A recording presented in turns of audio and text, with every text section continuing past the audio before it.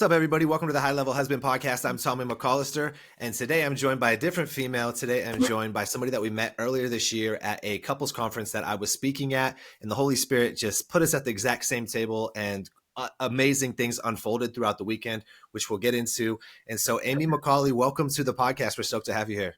Yay, I'm so excited to be here. Like, this is 100% anointed. So I'm so pumped. Like you said, the way we met was just like, had to have been a God thing. So I'm super Yeah, pumped. absolutely. So, guys, Aimee is a mother of two. She's got a third one on the way, which we're going to kind of get into here in a little bit on how that kind of came about. But the title of this podcast is "Giving Up Sex Changed My Life." And so you typically don't become a mother of two or a third on the way without that happening, right? But so we're going to kind of get into that here in a little bit. But so we met earlier this year. I guess I'll just touch on one other thing. She's been married for 8 years, guys, going on 9. Like I said, 2 kids, 1 on the way, and she's into real estate.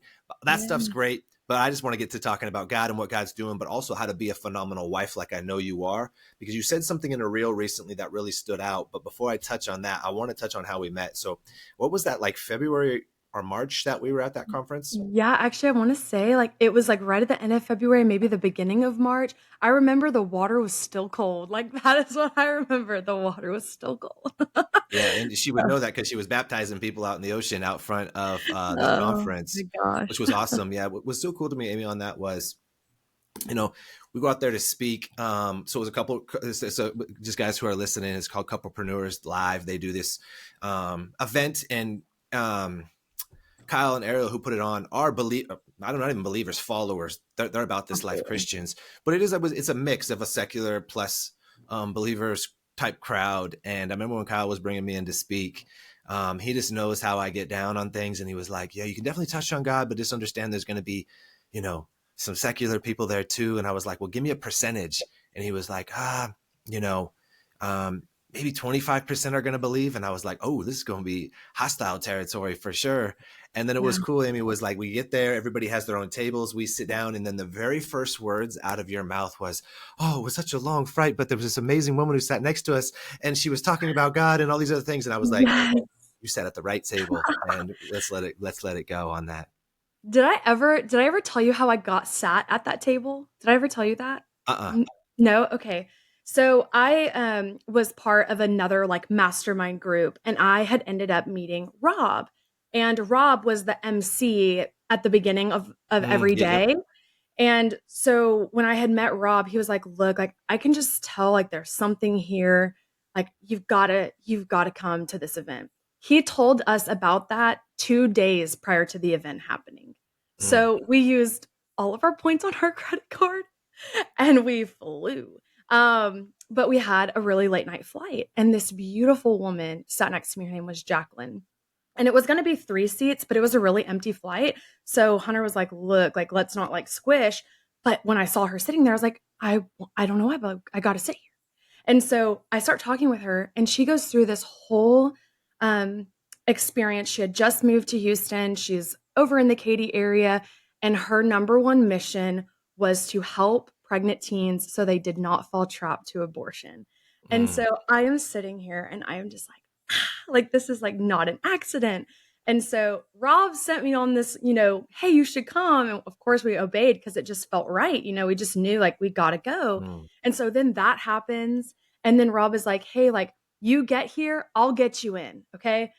Because we were very limited on the funds that we could spend, and we were thankful for that relationship. We do not take it for granted. And so he ended up saying like, "Hey, we don't have like an assigned table for you to sit with like a partner, but like, hey, please go sit over here." And then we're sat with you guys, and your wife was just so sweet, so welcoming. All of you were. And so I was like, man, but I started telling Hunter, I was like, I think I've seen them before, but I cannot for the life of me figure out where. Like, I cannot figure it out. And so then I was like, hold on a second. And so I go, "Doo, doo, doo, doo, doo," and I was like, oh my gosh, that is Tommy McCallister. And so I realized I had actually already been following you for a while. So that was all just like a whoop, like brought it together. So it was very Yeah. cool. Very cool. Yeah, Super 100% God cool. moment. And just even just you speaking that there, like it's the pictures playing out in my mind even more of like all of the domino effects, is which is what we're going to talk to, kind of like the Mm, hook I used there, yeah, guys, of like how stopping sex changed her life, right?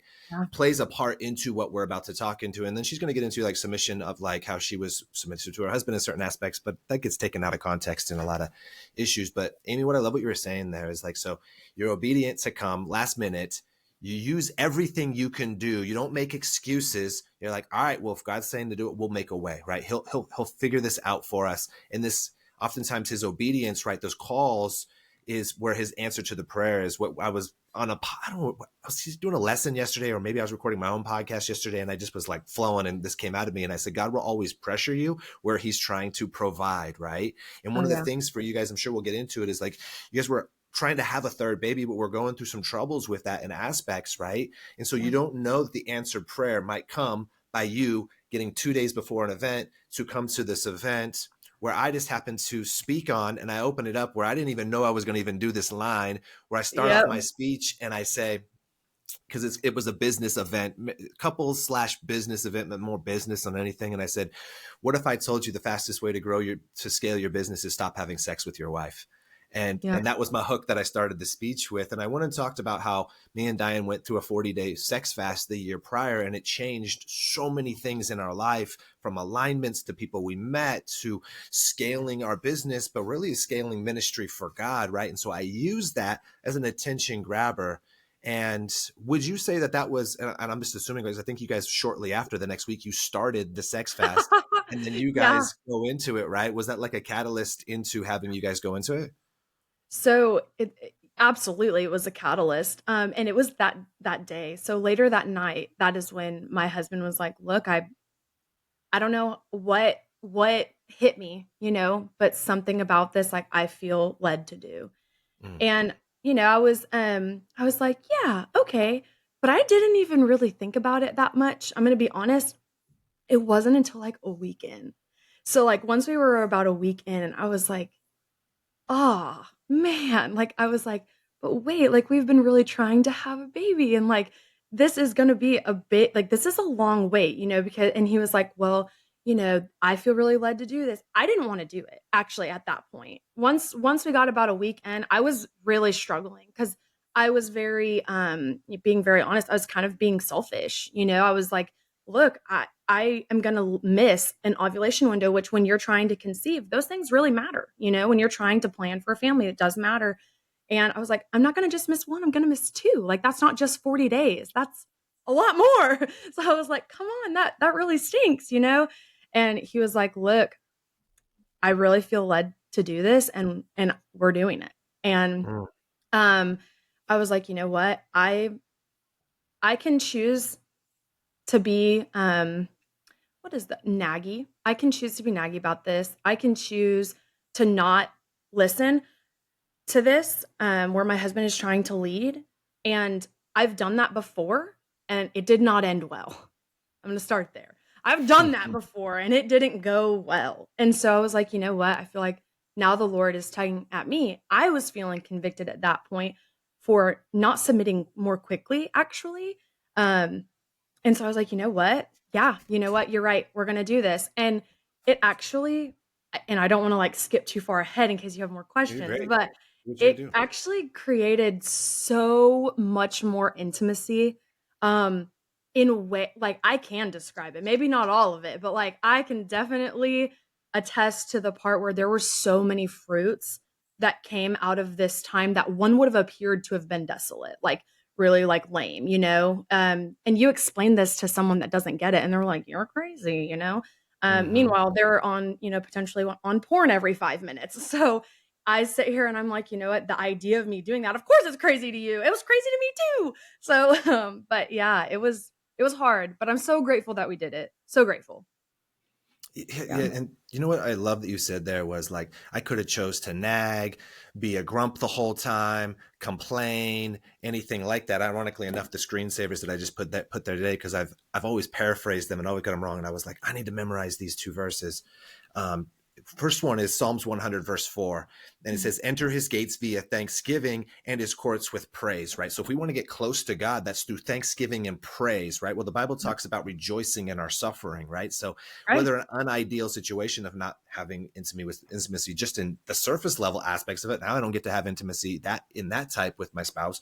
But then secondly, like you're saying, selfish reasons why, that's 2 ovulation cycles now that maybe I won't get pregnant in. Yeah. But so we're rejoicing and we're giving thanksgiving to enter his gates with thanksgiving and his courts with praise. That's number one, right? That's how we get Yeah. close to God and good things start happening. But the Yeah. opposite of that verse is 1 Corinthians 10:10.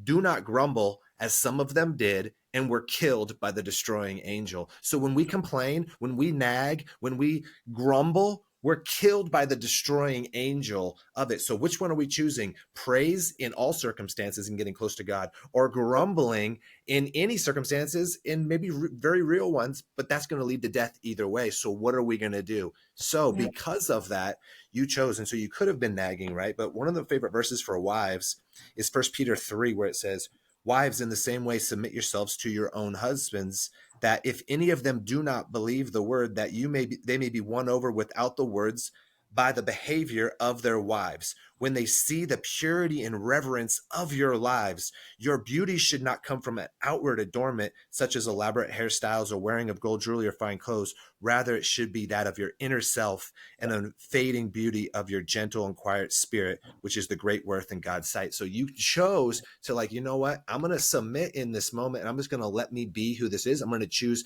thanksgiving and praise instead of grumbling. And this one leads to death.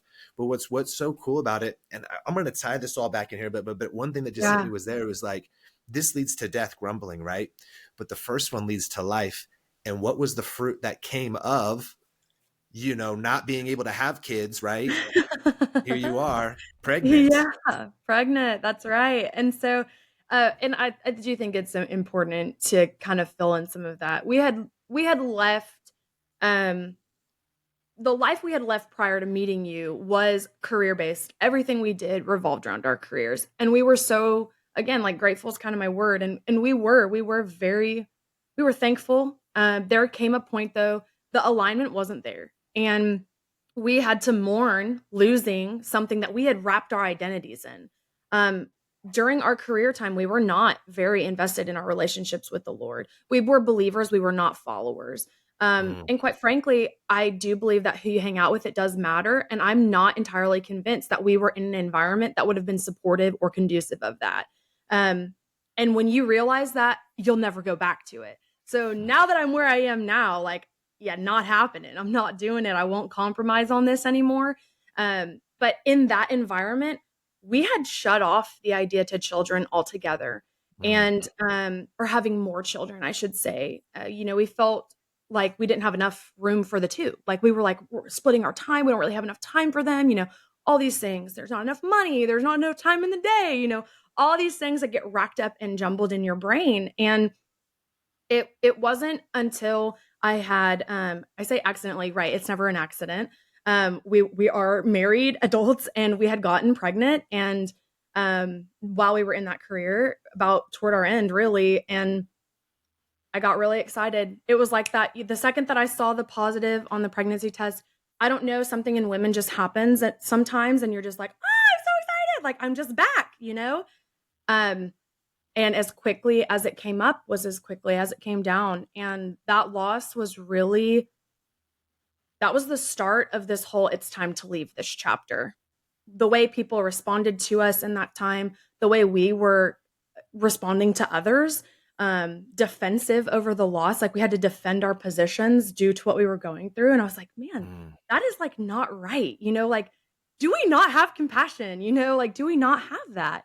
I'm not even asking for empathy. I'm not sure everyone can empathize with that. I'm not asking for that, but compassion at the very minimum. And so getting to this point where we were even willing to try again was already God's doing. And it was actually Hunter that had come to me and was like, you know what? I feel like I have gotten this all wrong. He was the one that came to me and was like, I think being in that environment, like, we just weren't in a place to continue to do this. And it's because our bandwidth, our focus was all in the wrong areas. Mm. There is no doubt my husband loved me during that time, but you can't even compare the two of those men at this point.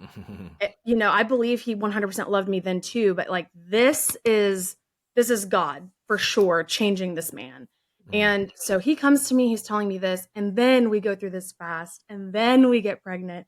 And even then, like there were some moments where I told him, I said, I'm really nervous. I don't want it to be disappointing. Like if something happens, all these things. And him coming in and just saying, like, we're not gonna choose to worry. Like, we're Mhm. not gonna go there. Mm. Um, he's like, I validate it. I Mm. completely can understand why that was hard for me to watch too. So, but we're not gonna go there. We're gonna continue in our prayer. We're gonna be steadfast in this. Mm. Um, and I'm very I speak. Hunter is more calm. He's very quiet. But when he does speak, it is like, I don't know, the best thunder. I don't know. It's The very authority cool. behind it, yeah. Yeah, yeah, it's very, very good. And so, I heard him and I was just like, "You know what? You're right." And here we are. So now we're like halfway through all of this, and so it has been such a whirlwind, and Tommy, I could have never orchestrated this better. Like, I Yeah. couldn't have. No matter how hard I would have tried to control or done it my way, like it would not have looked like this ever. So, That's what surrender looks like, right? Like I always say, it's like yeah. laying down in a river. Like for most of our life, we're either trying to walk up the river, fighting the current, like if you ever try to do it, it's not easy to walk upstream, right? Yes. But secondly, if you try to walk across and you're waist deep and it's like trying to pull you one direction, but we're still trying to go across. That's like the Holy Spirit trying to pull you where he wants you to go, right? But Yes. then it's like if you just lay down in the river, it just And like let he'll it pull. take you where he wants to go. Not that it's just going to be smooth and there won't be some rapids along the way, but you'll be okay, right? And Yeah. so it's like you just start seeing all these pieces fall into place with it. And I'm going to touch on that just a second here. But one thing you were talking about, Hunter, right there is we were studying this in our Bible study that we do for our clients in our program on Thursday nights. And we were in it last night, and it was Ecclesiastes 11, verse 10. It says, "So then banish anxiety from your heart and cast off troubles off your body." Well, it's saying banish and cast off. It's saying you Yeah. have the authority to do that because you have the authority via Christ, right? And so when Right. we have this, it's like he's speaking with authority of like he's banishing anxiety, he's casting off these fears of the Mm. body, right? And like that, and that's trusting the Lord in those moments, and God will bless that, right? But oftentimes we don't get blessed in those things because we act and base decisions on fear, and we don't do it right. That's James 1:6. When you pray, you must not doubt, but you must believe, or you're like the waves being blown and tossed by the wind. It's just like this roller coaster of life. Yeah. But he chose that, right? And here's this healthy pregnancy that's happening for all of you guys. But just to kind of circle back a little bit, I love what you're talking about, how you're like focused on your careers, you got your two kids, right? Isn't that the American dream? Like, let's get our careers, let's get our two kids, let's get married, let's do this stuff. And it's like out of Yeah. order. And you're doing that, have a miscarriage, things are, you were more believers than followers. And that's a dangerous zone to be walking in for people. And I want to encourage people, Most do not be dangerous. getting stuck being that side. And Yeah. you think not just even on the salvation side of things, but even on just the man, like this life will be very different that way. But and Mm. then here you are starting to get out of that stop, you go to believer side of things, and what starts happening, you get in your order. That's a big part of what our program is based off of, is order, right? Is getting God's order correct in your life. And then what you're seeing is then you're able to hear God's voice more. Then when you hear God's voice more because you trust him more, you're going to obey. Then things just start falling into place, and you're Yep. taking business. And not that you guys aren't putting your effort into it, it's just not the first thing anymore. And then kids and all these other things, it's like God, our marriage, and then kids, and then business, right? And it all holistically comes together. And so it's just cool to see. Before, feels like you guys were probably going upstream, and then Mm. now it feels like you're flowing downstream, and just doors and opportunities are opening, and you're just seeing God, and you're probably encountering God far more via that as well, would you say? Oh my gosh, yeah. And I also feel like things I didn't notice before, he has like made my eyes aware of. He's like, Aimee, this person needs you. Like the and by me, I'm merely the vessel. So this is not about me. However, people that I wouldn't have ever really paid attention to, and I said that so carefully, I just wouldn't have noticed it. Sure. I have somehow found my way in front of them, and they have found their way in front of me. And Aimee a year ago, would never, she would have never noticed it ever. I've been able to show up for my family 1,000 times better, my friends, people that I don't actually know in the community that just need help. Like, and that is tenfold. Like, if you could tell me, Aimee, like, what's your dream? This is it. Like, this is it. And Hmm. it is hard because the flesh, our jobs, our careers, they were very lucrative. And this world, fleshly desire, a lot of it surrounds money. And we were no stranger to that. We made great money. We had nothing to show for it though, because we were buying stupid stuff, you know? And so I'm like, man, that whole thing about like the earthly treasures versus your treasures in heaven, you know, like I want to know that when I meet the Lord, that the crown that I cast at his feet was pure obedience to what he wanted me to do while I was Yeah. here. And I was not obedient in that space. I was very good at my job. So was my husband. But this is different. This is fulfilling. This is, you didn't get paid today, but let me tell you something. You did. Like Hmm. you are sitting on the high of knowing that someone is a step closer to the Lord or a step closer to saying yes to the Lord. Maybe they haven't even said yes yet. And all of that I will 100% take hand over fist. Um yeah, hand over fist from where we were Mm. every day. Isn't that So crazy? I'm going through Haggai right now. If you haven't been through Haggai in a while, go through it. mm-mm, I It's only two haven't. chapters. Um, God did a God moment where I had randomly put a bookmark there probably 8 months ago. And I just randomly went there this week because I was needing to go to somewhere new. And I was like, let me read this. And it was exactly for what I needed for that day. I'm preaching at a church out in Ohio next week. And it was like going to be a sermon that I'm going to place perfectly via this. But it just goes on exactly what you're talking about right there. And it's phenomenal. But Oh, it's just so crazy how like these earthly experiences, like you're saying, all this, we're buying all this stuff, and it's just kind of like, you know. We were at Disneyland 2 weeks ago, and it was great. Don't get me wrong, it was fun. But what was the only thing I've talked about since getting back from Disneyland was a couple of Holy Spirit encounter moments that I've had. One was with a guy who was not homeless, but definitely was asking for money on the curb out front. That's all I've oh, been talking about, was just being able to sit there and talk with him for a half hour and just love on him, get to know him. I've been texting back and forth with him now, back and forth. You know, it's like yeah. I'm not talking about all the fun I had on the rides. I'm talking about just witnessing to a guy on the curb, you know, who's in a He's a struggling human person's life. being. Right. That's the high you're talking about. And it doesn't go Yeah. away, like, you know, saying it doesn't go away, and it's available all day and it's free. And you just do for them. God says, you know, what you do for my people, you do for me. And we don't do it to get that feeling. It's just a byproduct of it, in those moments. But you put out a reel, um, Oh. which was, you know, that's when I was like, yo, I need to get Aimee on the podcast. Um, Which but you were one? talking about the 40-day fast and like all Yeah. the fruit that came from it and all these other things. But you said a line in there that I love to talk on, especially now hearing your story about like living as believers and having your order wrong and business and all these other things. But you Yeah. said, I will do it because my husband wanted to do it and I'm submitted to my husband, right? Mm. That's a Mhm. family that has their order right, not because women are less than or anything like that, that there's just an order for that in marriage as well. Would you say when you were living the other way just a year ago, because you keep talking on about these almost two different lives, right? Oh, yeah. Would you say you were submitted to Hunter back then? No. Or was it, yeah, different? Dive into that a No. little bit. So, which we can go as deep into this, and if I start rumbling or I'm doing that thing, just be like, "Girl, you're going way far." But I think it is important to tee it up so that it does make sense, you know. And Sure. I grew up in a women-only home. It was my mom, my sister. Mm, My dad did not have relationships with us. I forgive that. I imagine it would be really hard for him to try to have a relationship with me at this point. But I have prayed about this that if it happened, I would welcome him. And leaving that where it is when it's just women, my mom really tried to get us in church.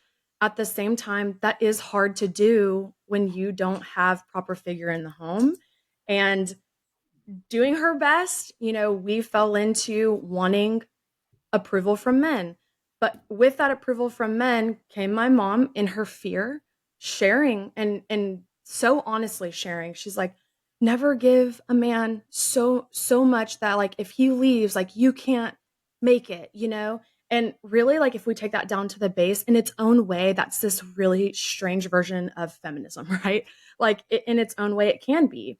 And so a lot of the things I did, really high school, early on in my adult career, everything was based on getting this approval. I was searching, I wanted this approval. If I won enough, if I got the grades, if I won the track meets, if I did this, did that, like then maybe some way I would be this great thing, right? And in all of that was a me Mhm. thing. Um, bring in Hunter. So Hunter and I met like a day after we graduated high school. A day after we graduated high school. And we graduated in 2015. We got married in 2017. Do the math there, we were 20 years old. And we were also pregnant when we got married. We had been engaged, but we were playing house. There's no doubt about it. We were 100% doing that. Again, believers, not followers, even in this Mhm. space. And in all of that comes this really overwhelming wave of fear. Because while I was excited, I was stopped in my tracks when I found out I was pregnant with my first son. Not because I wasn't going to love him, not because I wasn't going to keep him. All of those things were never even a question to me. It was, what are people going to think? I'm not even married. I'm not old enough to have kids, even though, newsflash, I was old enough to have kids, you know. But at the same time, it just wasn't this norm. Mhm. And Hunter experienced that in a very different way. Um, we were kids, really. Like we were very new in our experience. And, you add a child to it, puts a lot of pressure.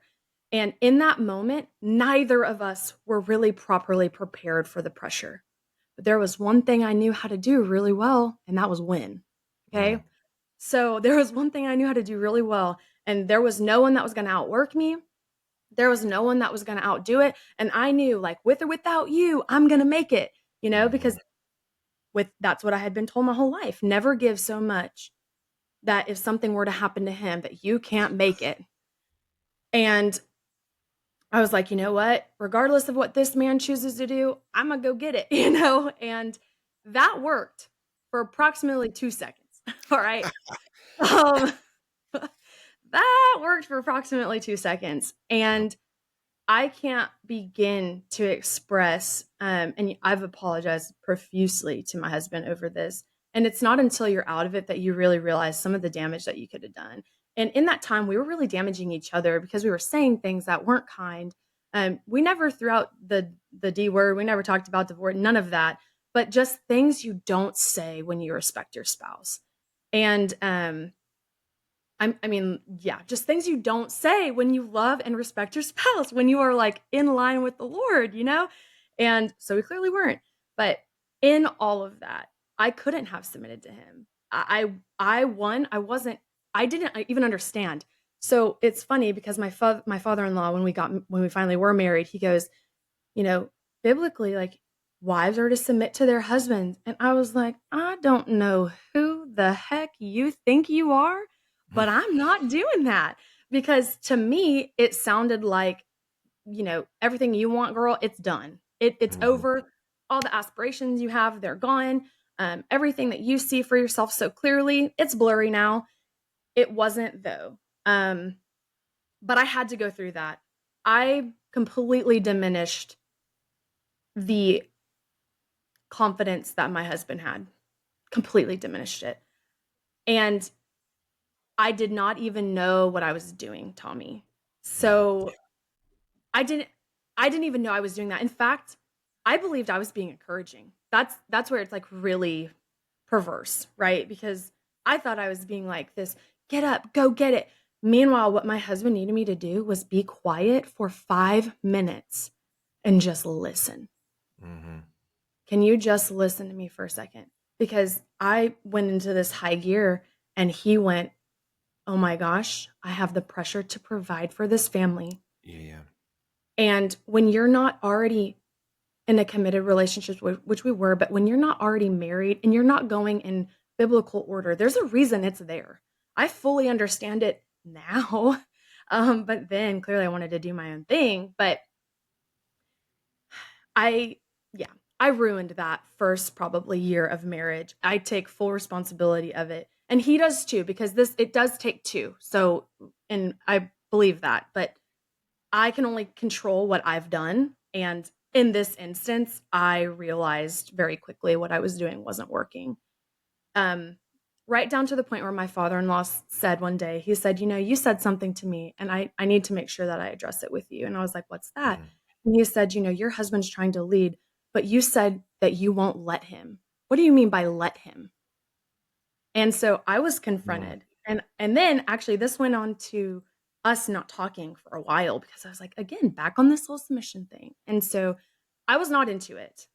I did not really fully submit to my husband.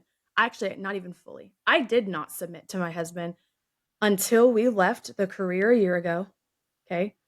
And until he rededicated his life to the Lord. Because at that point, when he rededicated his life to the Lord, I knew this is not the same man. And there's a thing that happens too.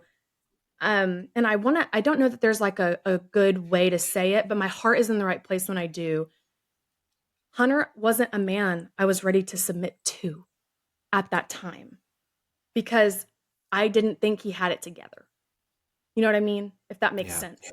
So I loved him, of course, but I wasn't willing to put all my eggs in that basket because I was really worried he was going to drop it. So I instead tried to take on all this weight. And let me tell you, I dropped it. I did. I was no better. And when you sit there and you have to look at that later, you're like, dang, girl, you're not that good. That really stinks. Um, but now submitting to him, there are things that I just don't question. There is a peace that comes from him speaking. So like if I'm really ramped up, because I can do those same behaviors that I did before. Yeah. I'm just aware of them now. And so then I'm like, oh, I've got a choice here, like do that or do this. And I'm like, oh, I'm going this way because I already know what that way does. And now that man too, he has no problem saying, hey, where are you right now? Because here's where we're going. And do we want to go this way or do we want to go that way? And before, if he'd have said that to me, I would have told him, I'm going whatever way I want to go, you know? Mhm. So I'm not sure if that answered it in the long of the short, Oh, it did. but it's important to put together. So, Yeah, let's just pause there for a second because I think we'll probably keep going, to where like things are at, even how it got to where he submitted to his life to the Lord again and all these oh, other so things. good. But you're so right because you said, I see this with so many wives where the husband, for whatever reason, typically the one you said the best was he needed to resubmit himself to the Lord, right? Like when we actually do that and a husband actually does it, right? I get so many guys who Yeah. are interested in coming into the program and they're like, oh yeah, God's number one in my life. But yet after talking to him for 5 minutes, you can tell that God's not number one in their life. He's a part Yeah. of their life somewhere in there, but definitely nowhere near number one. But they have no idea what that even looks like, right? So when you Right. become a man who's actually God's number one in your life, everything points to it, right? Like every decision, every thought of the day points to that. Every decision for your kids points to that, right? When you become this man, me and Diane were talking about this the other day. You become followable because you understand that your authority, so as the Bible says, right? The husband's the head of the wife, just as Christ is the head of the husband, right? And God's the head of Christ. So wives are submitted to the husband, right? A sub part of his mission. So the husband is a sub part of the God's mission, right? So we need Yep. to be submitted to Christ if we ever expect anybody to be submitted to us in those Yeah. aspects. So to have that, then you can kind of trust it, but then you need to build it up. But you got to give them a chance, right? So this is encouragement for the wives out there too.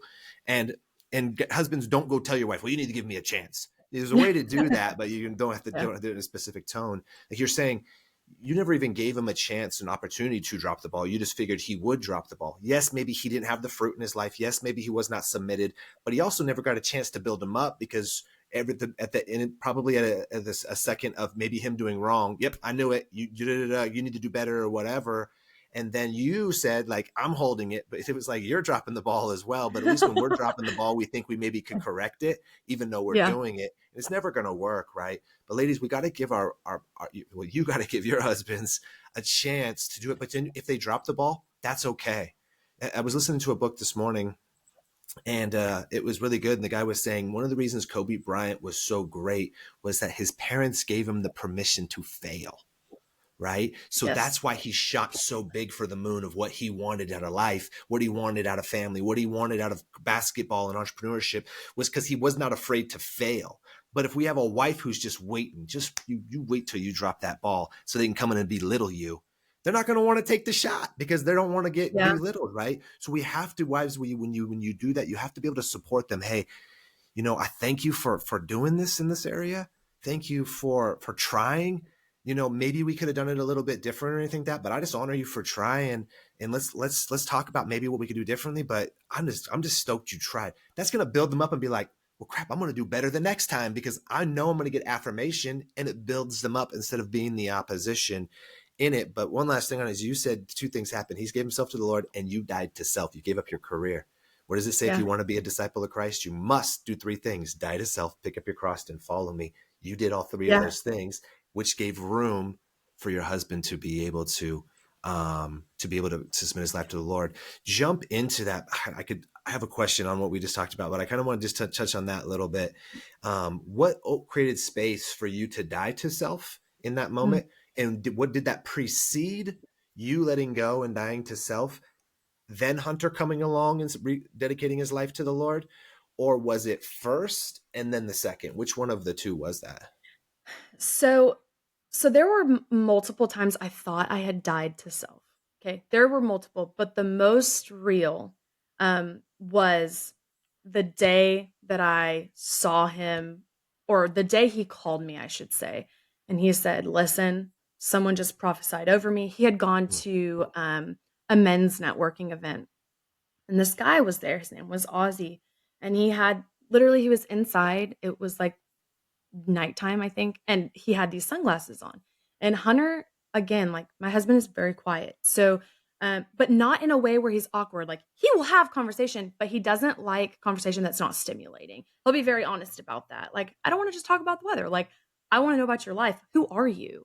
And if you mhm, tell me something about your work, you've already lost me because mhm, I want to know who are you? Like without all of that, without all the world titles. And so anyway, this man approached him just how Hunter would have needed to be approached to have meaningful conversation. He said that that conversation lasts the entire networking event, which he was there mhm, for like 3 hours, 4 hours. And this man literally said, "Look, you've got a calling on your life. I need to tell you this. I knew when I came here today that something like this was happening and I just didn't know who, but the minute you walked in, I knew it was you." mhm, And he said, "Look, like it's time for you to rise up. Like it's mhm, time." And something I did fail to mention, after that first year of marriage, I realized what I was doing wasn't working, and so I was in the church with or without him for a while, for quite a while. I was in there with or without him, and the people that knew us, we were in prayer that this would happen one day. So you look at how long this timeline, 7 years, 8 years, up to this point. And when that man prophesied over him, he got in the car and I knew, and some people would be offended by this. I am not. In this instance, I was not. And the first person he called was the person that really introduced him to the Lord, and that was his stepdad. And mhm, he said, "Listen," and again, we were not talking, remember? Because he was telling me that submit stuff. That made me angry, right? So like we hadn't talked for a long time. And um he comes in and he's just like, "Look, I someone prophesied over me." He's like, "I'm rededicating my life to the Lord." And mhm, he's like, "I need to call my wife." And someone would probably be like really offended. I was not. I was like, "What a great first call." I was like, I wouldn't have even thought of that. That was so beautiful. And when he called me, I just wept. Like I was just like, "It's mhm. happening." Because I had waited for this, Tommy. But again, the same way that I couldn't have made the fast become the same way I couldn't have orchestrated this pregnancy is the same way that I could not have orchestrated Hunter's complete arrival to this, Yeah, because if I would have forced it, it would have been fake. You yeah, get what I mean? He wouldn't have been doing it because he wanted to do it. He'd have been doing it because his wife was being a pain and nagging him to do it. And so that's how I knew this time was real. Was when he called, he said, mm, "I want to rededicate my life to the Lord. We are going to go baptize me in our pond." We had bought land. And he was like, we're going to go baptize me in that pond. And I was literally just beside myself. When he hung up, he's like, I'm calling my dad back. And I was like, okay, call him. And I just cried. I just cried. And my kids were like, what's happening? Like, why are you crying? And I said, it's great. It's great tears. These are good. And they were like, what do you mean? And I actually think that's the first time my children fully understood like who the Lord was. Mm, Because I don't know that had ever explained it like that. And I said, Daddy just decided he's going to rededicate his life to the Lord. And mm, that right there, that's when our kids started asking questions about Jesus. That day, that's when they finally were like, who's Jesus? What happened with Jesus? mm, Like, what does that mean? And what does this mean? And like, that is just proof that these things in order, there's a reason for them. I could have taken my kids to church with me all the time, which would have been a great move. But it is not until their daddy said, I'm rededicating my life to the Lord, that it all came full circle. And so that when he called me, I was like, I'm ready to do it. I'm ready to submit. And then when it happened, I was like, all right, I'm going to go rededicate too. And then my husband baptized me. And, some people are like, hey, you really don't need to baptize yourself twice. I completely agree. In this moment, it was the right thing to do. And yeah. my husband putting hands on me and praying over me and baptizing me was so beautiful and so powerful, unmistakably divine. And yeah, that day I was like, he is different. Mm. This is different. This man walks different, he talks different, he shows up for people differently, which he was always good at that stuff, but you know what I'm talking about. That Jesus glow is It's different. undeniable. It is different, and it has no ulterior motive, Yeah. It has no ulterior motive. So I You hope can, that answered it. oh, big time. Yeah. I was encountering the Holy Spirit so hard for the past like 2 minutes, 3 minutes. So I was just soaking in his presence big time. Right there. He Yeah. is so good because that He was is. so good what you were saying and that all just divine. That was what we were praying for, right? Like God, Yeah. you I just don't know if weren't. you can see, but I'm getting glossy.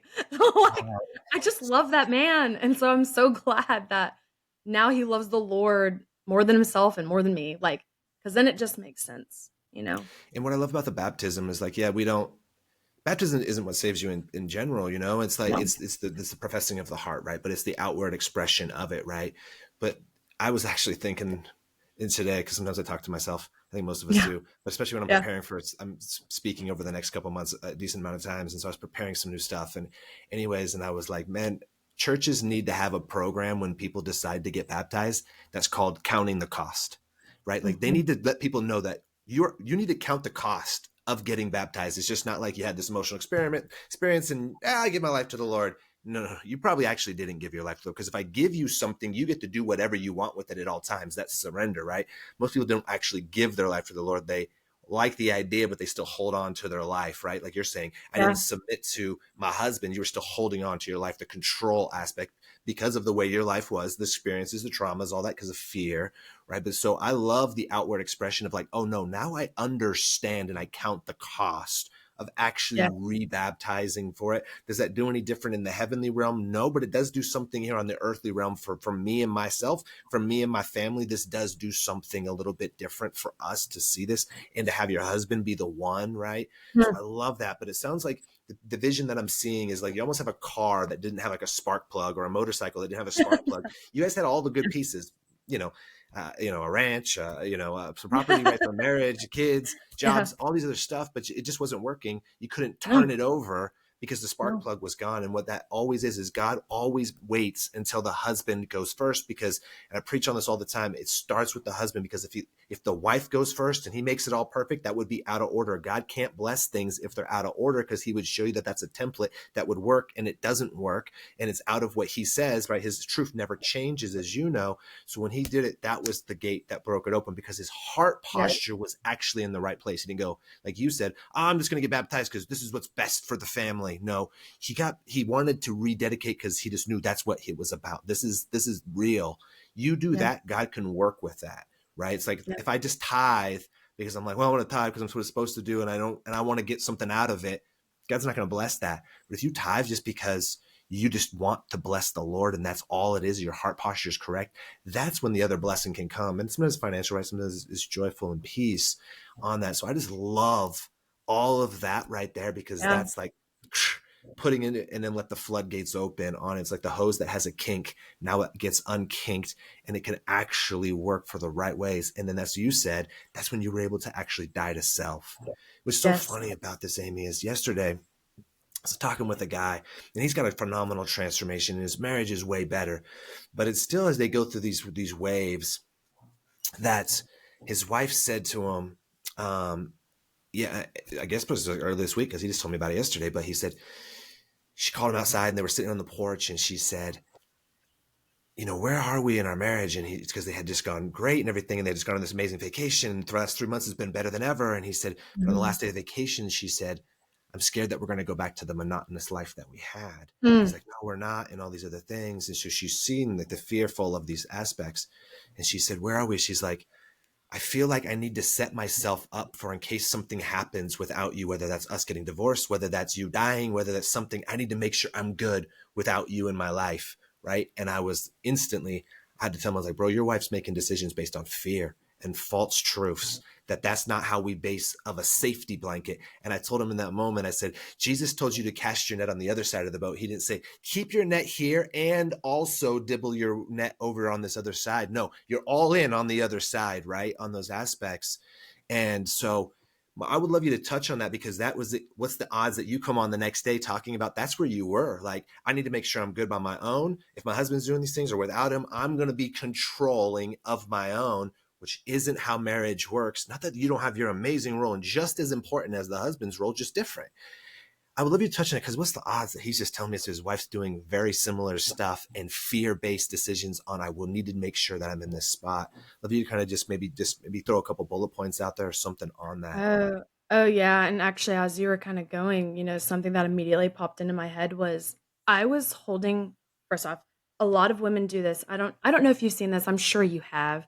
Um, if you have any intimate relationships prior to your spouse, a part of you is given to all of them. I'm not sure if you've done work in soul ties or anything like that, or if you've ever biblically gone through that. I would say there's something there that has her questioning trust. Mm, And I held Hunter responsible for men that abandoned me. Okay? I held Hunter mm, responsible for that. And that is not fair. He's never abandoned me ever. Ever, not one time. But it's because those other people did, or because my dad did, that he unfortunately Hunter got whatever was left. You know what I mean? And it is not until you have maturity in your relationship with Christ that you can sit there and go, look, I can't hold this man accountable. All I can ask is that he stewards the moments when I'm fearful well. Okay. So, like, I think if her husband came to you, I think that was a great first step, someone that is biblically sound, because to me, it sounds like somewhere similar I always had the parachute ready. So like the plane would have been flying fine, but best believe I was in first class with my parachute, because I was sitting there like, not me. And finally, I think what broke that parachute down was actually not a one day thing. It was a consistency. But this is the thing. Someone told me this. Don't look for the most consistent thing after salvation. While that is so, so important, look at who the character of that person is. Okay. mm. Hunter was always loyal. Okay. That's who he is. Let me tell you something. With Jesus, okay, he is loyal, he's consistent, he does not compromise. He does not compromise character for anything. So I don't know if I'm on the right track. I feel like I might be, but it's who is Hunter? That's what it was for me. Because the one thing I knew every time was he is loyal, he's faithful. He's loyal, he's Focus on the faithful. truths, right? Instead So of I instead of focused instead of the lies and the unknown. Yes, I focused on what was absolutely true without a doubt. Even when we were just the believers, not the followers. Like when those times hit where I was like, gosh, this is really hard, normal people would just walk away. People do not have a threshold for discomfort. That it's just we live in a world that is like 100% all comfort based, everything be comfortable. Drive through the fast food line. Guilty, I've done it. But like you would rather choose your daily comforts than have to sit with something that's heavy. And in those moments, the heavy moments, I always went back to what is true about Hunter. Even people in like our immediate circle, they're like, I have no idea how y'all made it. And I said, Hunter was always loyal, was always honest. That's it. Like loyal, honest every time. That was always him. And I would say go back to the truth of what that person is. Don't let the devil put that fear in you because he Yeah. will. And that mountain turns into, you're making a huge mountain. You're making your own issue because you're ready to pull the parachute. And I also had to do a lot of reflection on stuff like this. I want to say this too, Tommy, that I could never change Hunter. Okay. Anything as his wife that I was like, I want to change this about him. Early on, it was video games. Couldn't stand him. I didn't mind that he played them. I minded that he played them so much. And I was like, gosh, like, like this is like taking up a lot of time. Felt like I was competing for that attention during that time.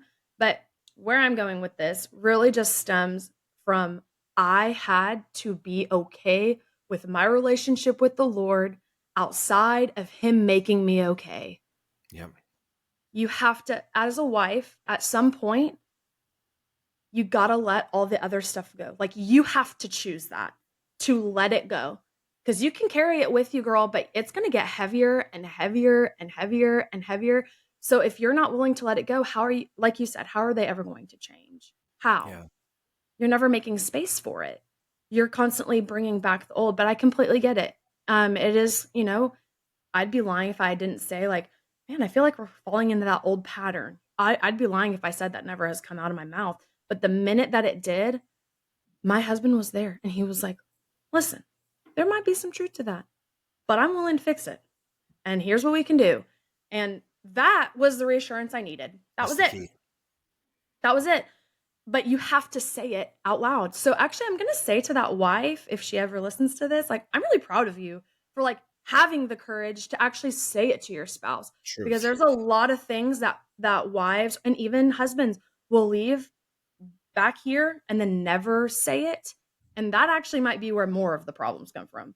I don't know. Yeah. That was very long winded, but again, I hope it made sense. Oh, it totally did. And Yeah. you're so right. Like, I honor her for being willing to share that, because most people just Yeah. keep it in, keep it in, and keep it in until it finally explodes. And then people are like, where did this come from? I had no idea. You didn't even give me a chance to like reaffirm you or reassure you. Like you're saying, you shared that with Hunter, and then he was like, oh, you're right. This might happen, but here's what I'm going to do about it. Cause I always tell people taking ownership is for the husband. It's always our problem. We're always the problem, but we're always the solution. So take ownership. How did we get here? But also voice and what you're going to do about it, and then do about it, right? Then do those things, right? So that Yeah. we don't get a chance to do that if nobody tells us. Now we should be inquiring and all those other things, but that's where good, healthy, quality time comes in and all those other aspects. So I honor this wife for doing that.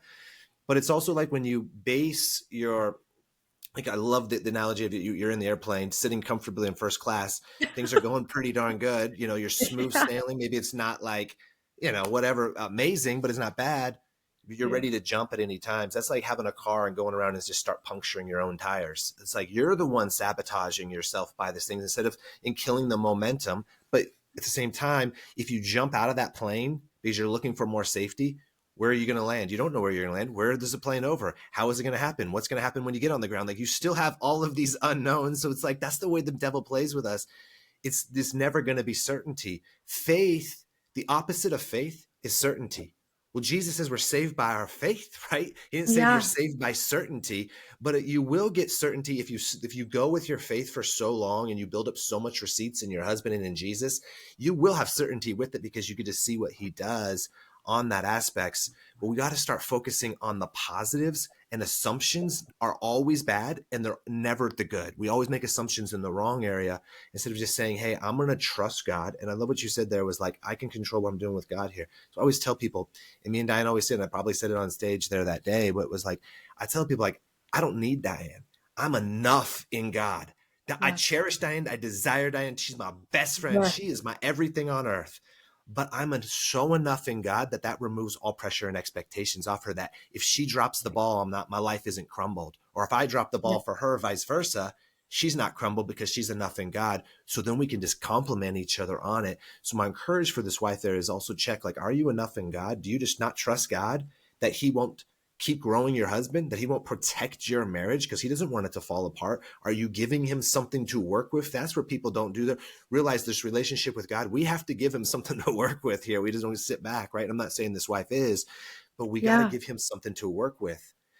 Psalms 106:3 says, blessed is the one who acts justly, who always does what is good. We got to do our part. Let's be just and let's do the good thing, and good things will happen. But if we're in and out of that, doing good and bad and doing good and bad, that's where starting and stopping in life on it. And so I love that you went down that we just got to that spot, because I think this is going to bless him and bless so many other people, Oh, so many yeah. other wives on it. But I know we're coming up on an hour here, so I want to bring this Okay. back though onto to Yes. something just to kind of like just lets people see this picture, and I just love it. It's your life gets in order. Yeah. You meet somebody who says you should come to this event on 2 days notice. You are obedient, and that's what God always does. It's never going to be convenient, it's never going to be comfortable. You make it happen on points to be able to get there, take the red eye, to fly straight in, to go show up to the event uncomfortable in that aspects. But God sits you with the right people so we could connect even more so, right? And you Right. connect with Phil, who was one of my coaches who was Uh, there, and Phil's love Phil. amazing, right? um and then I speak, you guys hear about the fast. But what's also cool in this, guys, the part we didn't touch on was I share on stage about Phil, about how he had lost his daughter, and how Phil says that was the worst day of my life and the best day of my life, because he was not, I think, barely a believer at that time, and now feels like all in follower, Yes, and he is. the cool thing about that is I share about this. Phil gets to be in the room. I've never shared about this on stage because he was there, so that's the only reason the Holy Spirit prompted me, and I'm doing this. Well, then there's somebody else in the room who pulls us aside the next morning after we're all doing like a little prayer thing in the morning, and she Yeah. says I wasn't supposed to be at this event, but her friend's husband got sick, so she came last minute, flew in Yes. just randomly, same thing, to be here. And she's not a believer because she had lost her son. She goes, and when I heard your story about Phil, it gave me hope that God maybe is real, and that I couldn't never love God because my son died. I couldn't do it. And she said, when I Yes. looked around at you guys, I saw an actual glow coming off of all of us in that circle that morning. And she says, and of your guys' obedience, you, Hunter, and Mm. Phil, you said, well, we're going outside because we were this resort, we're not the resort, but the hotel we were at was on the beach. Yeah. You said, would you like to get baptized? And you guys take her out there to go baptize this woman. But if you guys don't come, if she doesn't come, if I don't speak on these things, on the fast or on Phil's wife, promptings of the Holy Spirits, you guys don't have this happening with a child. She doesn't get breakthrough about releasing the hurt of her child from it. She doesn't get baptized. So she goes out and gets baptized. You guys baptize her. Then her friend wants to get baptized. You guys baptize her too. What's the odds of it all coming together, playing here? Here we are months Yeah. later, sharing this with the world to be able to hear on it, all from obedience Oh, of a husband who's willing to go first and a wife who's willing to die to self. And then God will take care of the rest if we're willing to do those things with so obedience. true. And so this story just got even crazier for me today, honestly, Yeah. just watching all of these pieces just It's play good. out. It's good, and you can't there's nothing beats it. And I actually follow both of those women now on social media, and to Mm, see how they have transformed some of their perspectives is just so beautiful. And wow. I was just honored because actually I don't know if Phil told you, but when we were doing that, they had that little prayer morning and like kind of worship. And it was when we were done praying, I looked at Hunter and I looked at Phil and I said, we need to open baptism.